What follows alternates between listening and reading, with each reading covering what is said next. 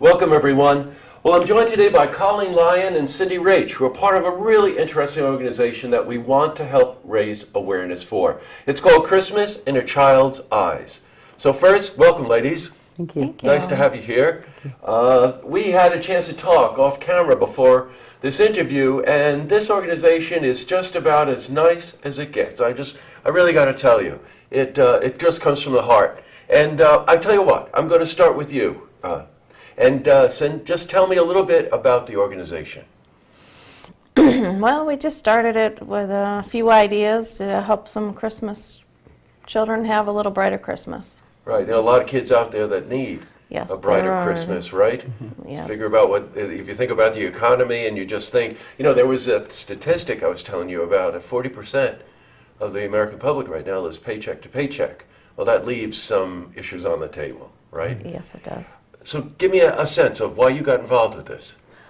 Honestly, this was her idea when we started this 3 years ago, and she asked if I wanted to do it with her, and we just kind of took off with it on Facebook.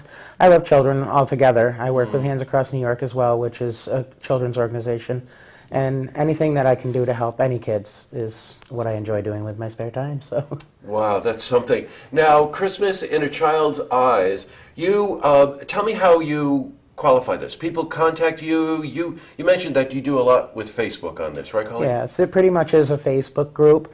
That's how people normally contact us. There's been some write-ups in the newspaper, so our number is out there too in the Post-Star as well. So, yeah, pretty much anyone can get us on Facebook. They just have to look up Christmas in a Child's Eyes. Right, and then they'll get to you. Again, just talking about this need, you've identified 50 families. Yes. That's a lot of work. Yeah.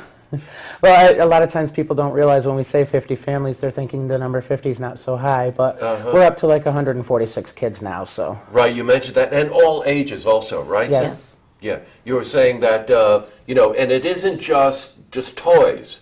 There are needs out there for clothing and boots and things like that. Give me an idea of the kinds of things that you're trying to purchase. At this point in time, we are looking mainly for men's coats and winter boots. Got it.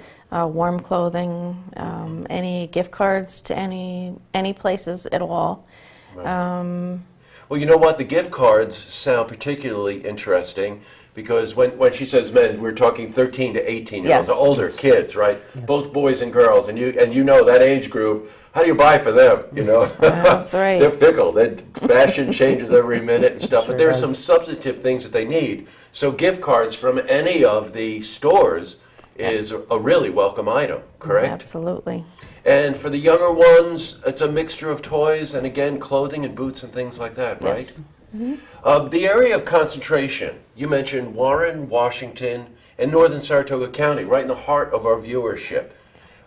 There's a drop-off point in Glens Falls? Yes, there is. Lori Russell, who heads the other group I was talking about, she will take items at her house as a drop, and if nobody answers, the stuff can just be left on the side porch at 18 Fulton Street. 18 Fulton Street in Glens Falls is one of the drops. And they can also, there are a number of places where you can either send these gift cards, drop them off, clothing, boots, high-quality items. They can be picked up.